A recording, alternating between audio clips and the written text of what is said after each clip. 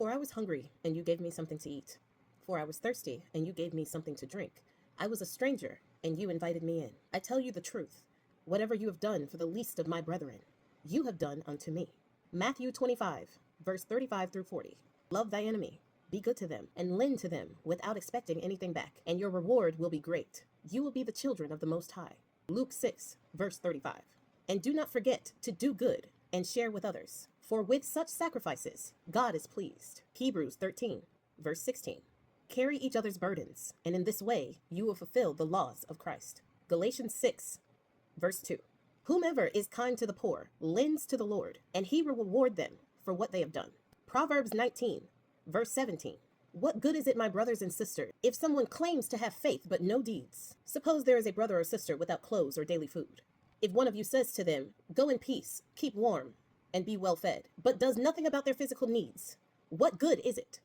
James 2, 14 through 17. Love your neighbor as yourself. There is no greater commandment than this. Mark 12, verse 31. Give generously to them, and do so without a grudging heart. And then because of this, the Lord your God will bless you in all your work. There will always be poor people in the land. Therefore, I command you to be open-handed toward your fellow man, who are poor and needy. Deuteronomy 15, verse 10 and 11. Each of you should use whatever gift you have to serve others, as faithful stewards of God's grace in various forms. Peter 4, verse 10. Now, why did I recite all of those Bible verses? Those of you who have been rocking with my channel for a while know that I am not a Christian. I was raised Christian, and my mother is a minister, still, but I no longer identify as a Christian.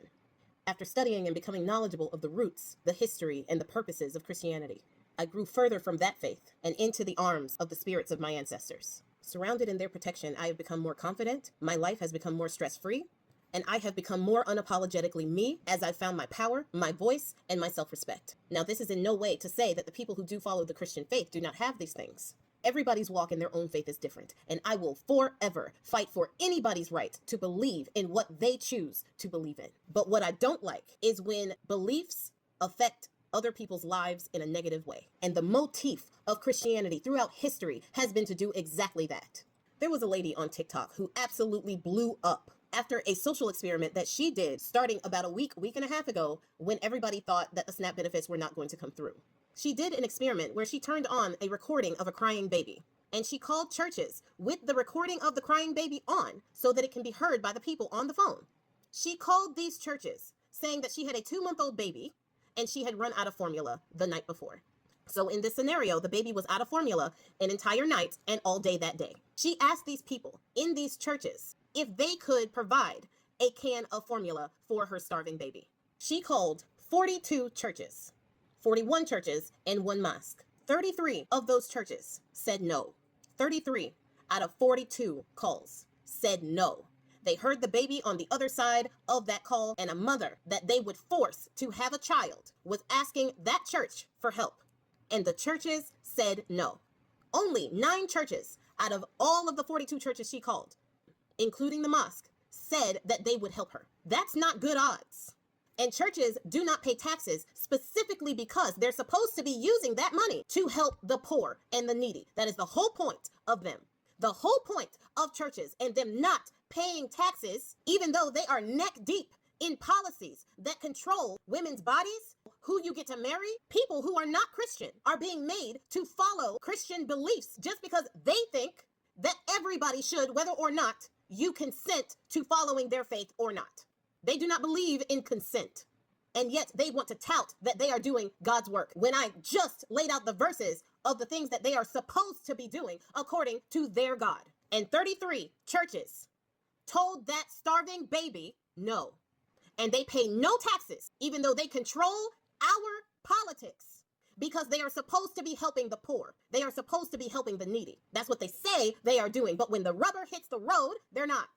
And for those of you who want to hear 1 or 2 of these conversations, I will be tacking on a few of her videos to the back of my YT and my Substack videos so that you can see. But another video that I will also be tacking is a video of this lady who is homeless and living in her car.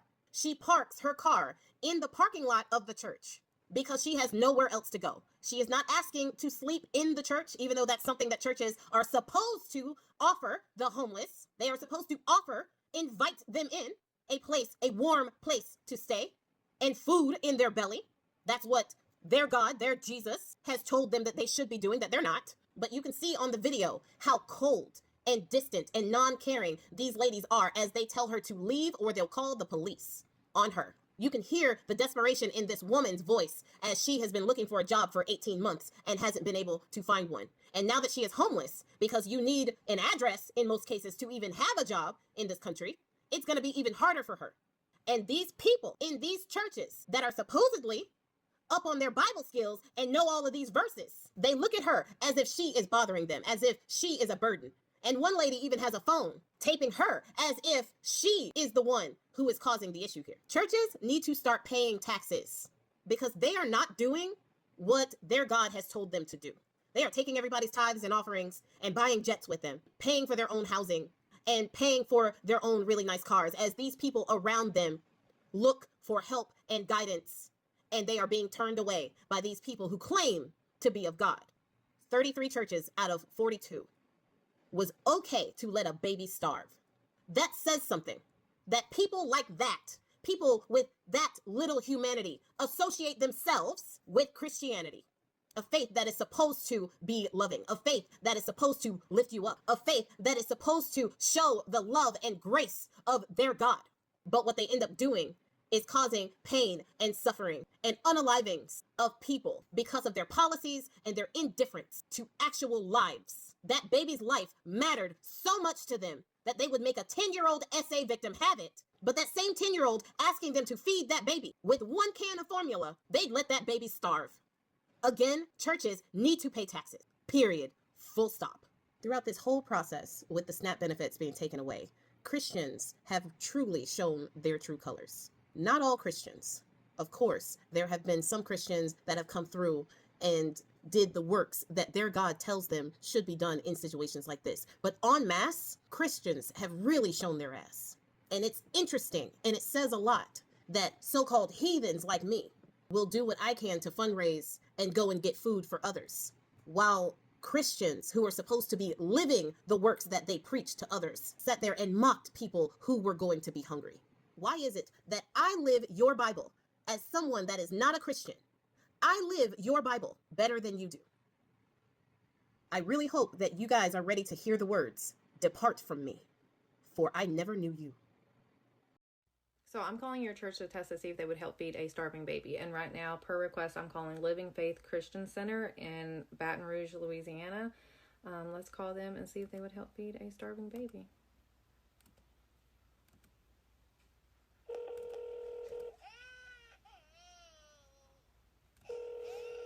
Living Faith Christian Center. Hi, yes. I was wanting to see if y'all could help with baby formula at all. I have a 2-month-old and she ran out last night, so I just need like a small can because she's gone all day and all night. What about? I don't understand. You have need for what, ma'am? Now. I was wanting to see if you all could help with a small can of formula for a baby. Small can of formula for a baby. Hold on, let me see. Sister Julia's available. Hold on a minute, okay? Okay.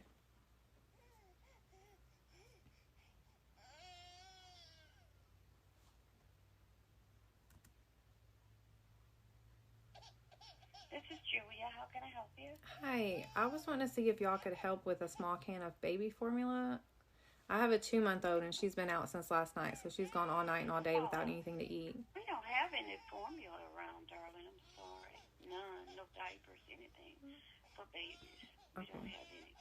Could that be something you all could get and I could just pick it up? No, we can't right now. I'm sorry. Okay. All right. Bye-bye. All right, thanks. Nope. So I'm calling your church to test to see if they would help feed a starving baby. And right now I'm about to call Woodman Valley Chapel. This is a non-denominational church providing gospel-centered teaching and worship services on weekends. And they host various community events, groups, and ministries. So let's see if they would help feed a starving baby, though. Please hold while I try to connect you.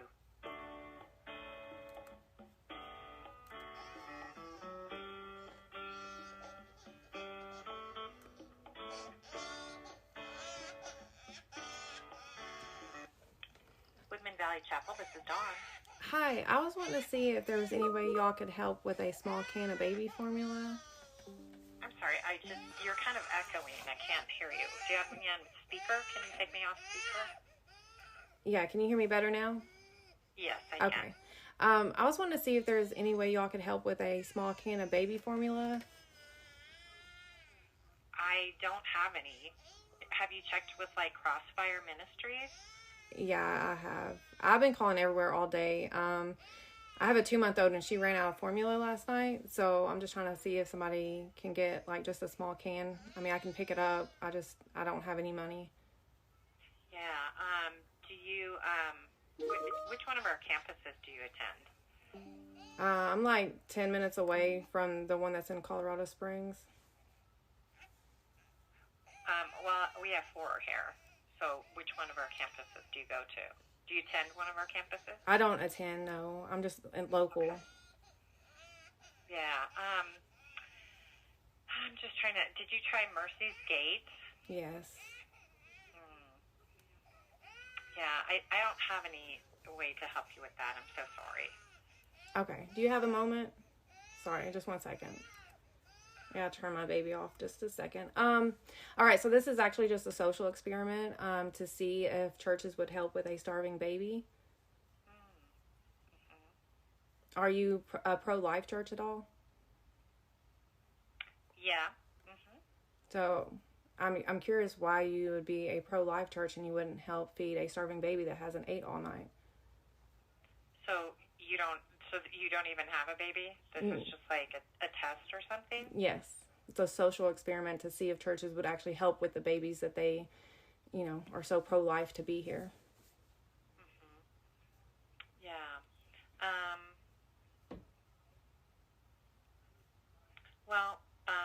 We believe that, Christ has called us to love our neighbors. And so we do want to respond to his call and for those who are vulnerable. And we're well aware. And as a church body, we're also helping provide additional resources to the local ministries like Crossfire and Mercy Gate. That's what we do suggest, that you actually give them a call to do that. Okay. I will be sure to let people know that. Thank you. Thanks. Bye-bye. So basically what she's saying is that she's pro-life until the baby's born, because then it's no longer her problem. Now, be pro-life if you want to be pro-life. I'm not here to tell you, what to believe in. However, if you do want to sit here and preach to mothers to have their babies and to be pro-life, at least be willing to help them if they have a starving baby and somebody calls you on the phone needing help. Because this is absolutely shameful. This is probably the worst call that I feel like I've gotten so far. Because she didn't even realize her own hypocrisy. I just want to park my car and sleep. I'm not bothering anybody by being here. I don't cause any trouble. All I do is park my car here and sleep. That's it. I don't know where else to go. So what do you think you're going to accomplish by this, ma'am? Because it's not going to make you look good. I suggest both you open the Bible and see. Look what it says about homeless people and poor people and what you're supposed to do. Because it's not this. It's not this. And you know it. But I expect nothing from the church. I hope you're not turning that off. Record it all. Put it on Facebook. It's not going to make you look the way you think it is. It's not. You don't have to call the police. But you would. You would, because that's what kind of people you are in this church. I'm going to put this on the internet, and a lot of people are going to see it, and you're going to be really embarrassed.